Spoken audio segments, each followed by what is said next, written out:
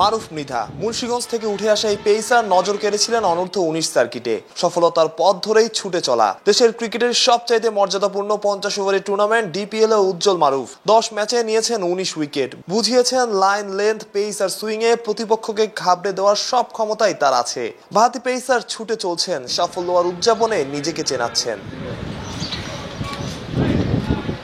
রুয়েল মিয়াকে চেনেন? কেউ চেনেন, কারো হয়তো অজানা। ডিপিএল এ এখন পর্যন্ত হয়েছে 13 ম্যাচ। এই 13 ম্যাচে সবচাইতে বেশি উইকেট নিয়েছেন কে? উত্তর রুয়েল মিয়া। মোহাম্মদ আমিরের স্টাইলে বোলিং করেন রুয়েল, আইডল ও আমির। তার বাহাতের পেসে ছন্দ ছাড়া প্রতিপক্ষের ব্যাটাররা। 13 ম্যাচে 4.5 ইকোনমিতে উইকেট নিয়েছেন 27টা।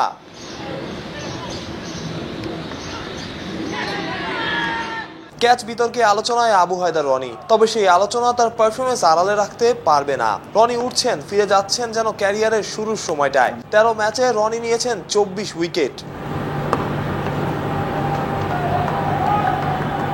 যে তিনজনের কথা বলা হলো সবাই কিন্তু বাহাতি পেসার। উল্লেখ করার মতো আরো একটা ব্যাপার, তিনজনের কেউই নিকট অতীতে জাতীয় দলে খেলেননি। মারুফের ক্যারিয়ার তো সবে শুরু। রনি শেষবার বাংলাদেশের জার্সি গায়ে জড়িয়েছেন প্রায় 6 বছর আগে।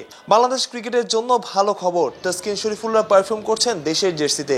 পাইপলাইনেও পেসারদের ছড়াছড়ি। যে তিনজন বলার কথা আপনি বলছেন, তিনজনের সাথে কিন্তু আমি আবু হায়দার রনি বা টাইগার্সে আমরা অনেক কাজ করেছি, বা রুয়েল মিয়া বলেন বা মারুফ মৃধা, তো সবার সাথে কিন্তু আমরা কাজ করছি। বাট আমার কাছে মনে হয় যে তিনজন বলার, তিনজন তিন রকমের বলার, বাট ওরা কিন্তু খুবই পরিশ্রমী এবং চেষ্টা করতেছে। যেহেতু রুয়েল মিয়া বলেন আপনার রনি ওরা কিছুটা ব্যাক ফুটে চলে গেছিল, বাট এখন নিজেকে এরা ফিরে পাওয়ার জন্য কিন্তু আপ্রাণ চেষ্টা করতেছে।